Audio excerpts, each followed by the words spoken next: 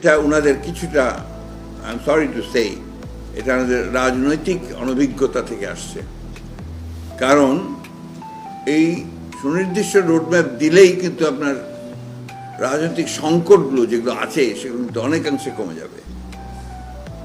রাজনৈতিক দলগুলো আপনার নির্বাচনের দিকে ঝুঁকে যাবে, তারা ওই দিকে ঝুঁকে পড়বে, অন্যান্য বিষয়গুলো যেগুলো আপনার তৈরি হচ্ছে সেগুলো তারা কম তৈরি হবে।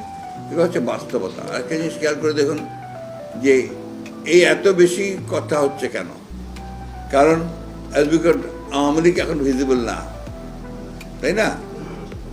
বিএনপি ভিজিবল বড় দল হিসেবে, নেক্সট পরের দল হিসেবে জামাত ইসলাম আছে, তারাও ভিজিবল। অন্যান্য দলগুলো নতুন ছাত্রদের যে দল সেটা উঠে আসছে, ভালো হয় যদি ভালো করবে ভালো।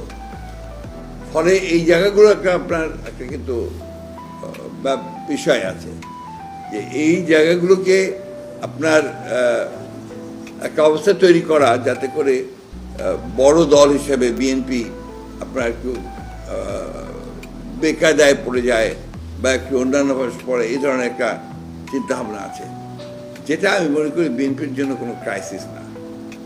বিএনপি এখনও আপনার এত নেগেটিভ আপনার ক্যাম্পেইনটা আপনার পর, it is the largest popular political party. এ আপনারা যতই করেন, সার্ভে করেন, রিপোর্ট নেন, এটা অবশ্যই থাকবে। আর কোনো জাতি সহজে পিছিয়ে যায় না, জাতি as a whole in totality পিছিয়ে যায় না, জাতি আগায়। আর বাংলাদেশের মানুষটা আপনার লড়াই করা, যুদ্ধ করা, একটা একটা আপনার লিবারেল ডেমোক্রেসির জন্য যুদ্ধ করার জাতি। এই কথাটা ইম্পর্টেন্ট।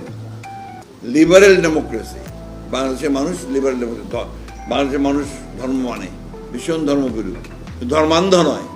তাকে দিয়ে আপনি কোনো ধর্মের কারণে কোনো কিছু করাতে পারবেন না, এটাই করে না তার বাংলাদেশের মানুষ।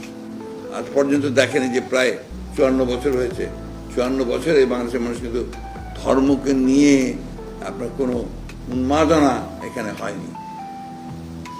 ছাপ লাগানোর চেষ্টা করেছে আওয়ামী লীগ তার নিজের স্বার্থে, যে জঙ্গিবাদ বাড়ছে, অমুক বাড়ছে, তমুক বাড়ছে। তবে হ্যাঁ, ভয় আছে।